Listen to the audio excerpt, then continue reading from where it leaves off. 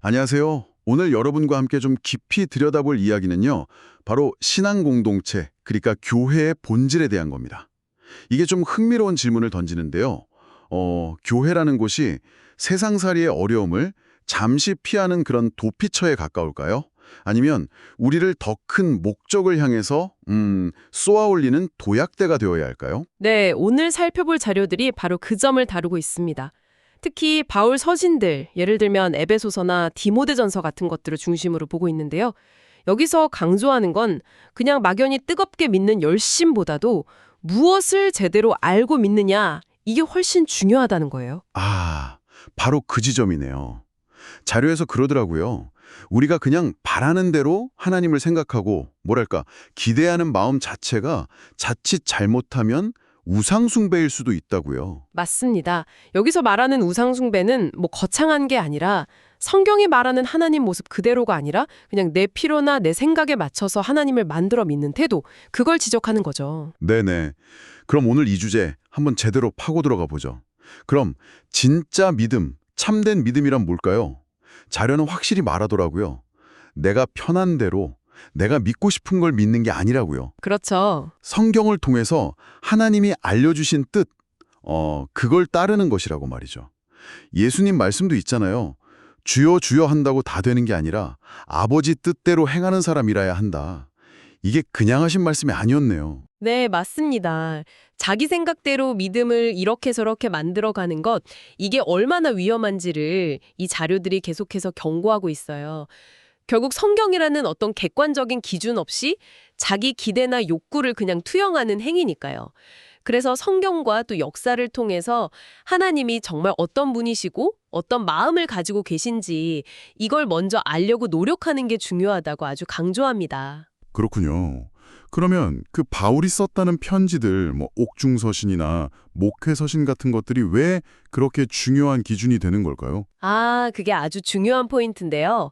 이 편지들이 그냥 이론적인 글이 아니에요. 당시 교회가 정말 어려운 상황 속에서 어떻게 정체성을 지켜야 하는지, 또 리더는 어떤 자격을 갖춰야 하는지, 뭘 가르치고 또 뭘 지켜내야 하는지, 이런 구체적인 지침들이 담겨 있거든요.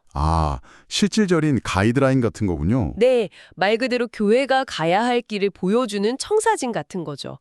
그래서 선한 싸움이라는 표현도 나오는데 이건 그냥 가만히 있는 게 아니라 진리를 왜곡하는 가르침에 맞서 싸우고 하나님의 진리를 적극적으로 지켜내야 한다는 뜻입니다. 와, 그러니까 그냥 교회에 모여서 좋은 말씀 듣고 위로받고 이걸 넘어서는 거네요.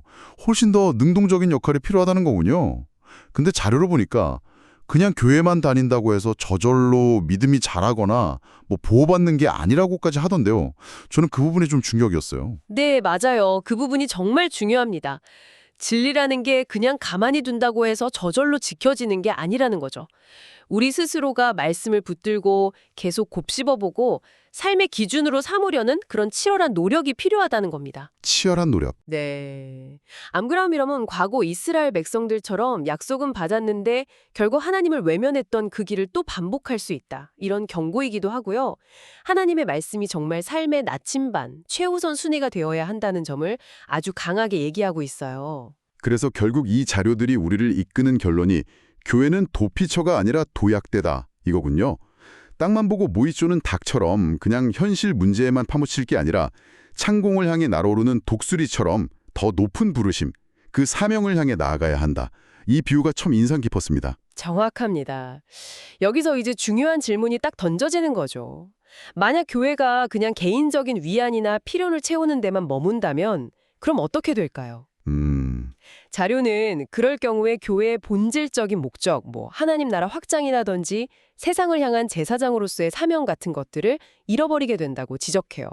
그리고 결국에는 교회를 자기 만족을 위한 개인적인 우상으로 만들어버릴 위험까지 있다는 거죠. 와, 듣고 보니 정말 많은 생각을 하게 만드네요.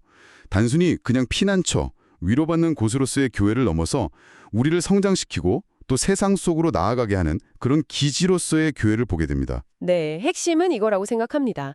성경을 통해서 하나님이 보여주신 뜻, 그것을 삶의 절대적인 기준으로 삼고 받아들이는 것, 그리고 그 뜻을 따라서 세상 속에서 적극적으로 살아내는 것, 이것이 바로 교회가 단순한 어떤 친목 모임이나 종교 단체를 넘어서서 정말 살아 숨쉬는 그리스도의 몸으로서 제 역할을 감당하는 길이라고 이 자료들은 힘주어 말하고 있습니다. 오늘 이 깊이 있는 이야기가 여러분 각자에게도 의미 있는 질문을 던졌기를 바랍니다. 마지막으로 한번 스스로에게 이렇게 물어보시면 어떨까요? 나의 신앙 공동체는 나에게 주로 도피처의 역할을 하고 있을까? 아니면 이 자료에서 말하는 것처럼 나를 더 큰 목적을 향해 나아가게 하는 도약대가 되어주고 있을까? 그리고 나는 그 도약을 위해 어떻게 준비하고 또 실제로 뛰어오르고 있을까? 한번 생각해 보시면 좋겠습니다.